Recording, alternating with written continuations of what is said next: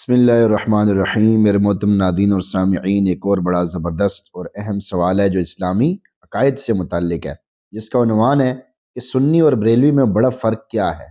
سوال کی عبارت بھی یہی ہے، سنی اور بریلوی میں بڑا فرق کیا ہے؟ اب اس کا جواب دیا جا رہا ہے۔ بسم اللہ الرحمن الرحیم۔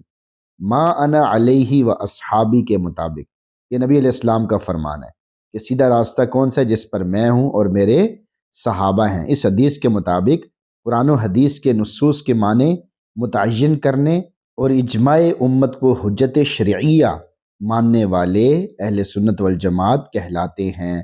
اکابر علماء دیوبند اور ان کے متبعین اہل سنت والجماعت کا صحیح مصداق اور حقیقی سنی ہیں۔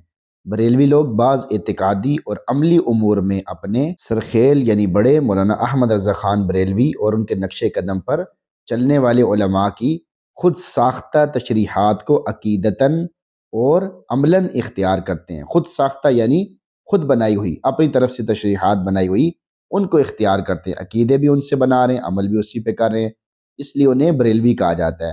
اور یہ فرقہ بریلویہ فرقے کے نام سے موسوم ہے۔ قرآن و حدیث کے منصوص احکام کے خلاف ان کے عقائد ہیں۔ مثلاً حضور اقدس صلی اللہ علیہ وسلم کو حاضر و ناظر جاننا، آپ صلی اللہ علیہ وسلم کو عالم الغیب سمجھنا، آپ صلی اللہ علیہ وسلم کو مختار کل سمجھنا، یا اولیاء کرام کو کائنات میں تصرف کرنے کے سلسلے میں با اختیار سمجھنا، مرحوم اولیاء اللہ سے حوائج و ضروریات کا سوال کرنا مانگنا، یہ چند بنیادی عقائد ہیں جنہیں بریلوی فرقہ اہل سنت والجماعت اور سلف صالحین کی تشریحات کے برخلاف عقیدے کے طور پہ مانتا ہے۔ یعنی اگر یہ اپنے آپ کو اہل سنت والجماعت کہتے ہیں تو ان کی جو تشریحات ہیں، ان کی جو باتیں ہیں، وہ تو ان کے خلاف ہیں۔ اس کے علاوہ اور بھی بعض امور عقیدہ اور عمل کے طور پر ان میں پائے جاتے ہیں جو فقہائے مجتہدین اور سلف صالحین کے بالکل خلاف ہیں۔ اس کی مکمل تفصیل جاننے کے لیے کتاب ہے مطالعہ بریلویت، مصنفہ ڈاکٹر خالد محمود صاحب رحمۃ اللہ علیہ کا مطالعہ مناسب ہے۔ یعنی وہ ایک کتاب انہوں نے بڑی تفصیل سے لکھی ہے، اس کو پڑھنا چاہیے۔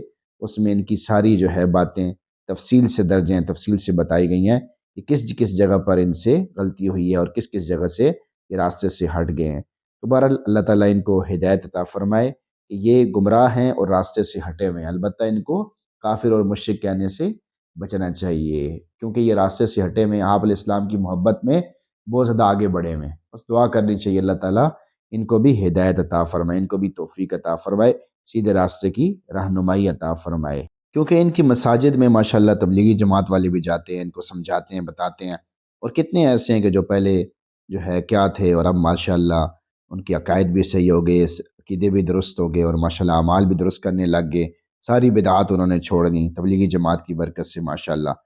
تو ان کو پیار محبت کے ساتھ سمجھانا چاہیے اور ان کی فکر کرنی چاہیے، ان کے لیے دعا کرنی چاہیے، کیونکہ یہ اندر سے بڑے جو ہے سادے لوگ ہوتے ہیں، ان کے پاس اتنا علم نہیں ہوتا، علم کی کمی کی وجہ سے یہ اس طرح کی حرکتیں کر بیٹھتے ہیں، اللہ کو ناراض کر بیٹھتے ہیں، بدعت میں لگ جاتے ہیں۔ جب ان کو سمجھایا جاتا ہے تو ماشاءاللہ سمجھ بھی جاتے ہیں۔ اللہ تعالی ہمیں مزید محنت کرتے رہنے کی توفیق عطا فرمائے اور ہمیں صحیح علم اور عمل کرنے کی توفیق عطا فرمائے۔ آمین۔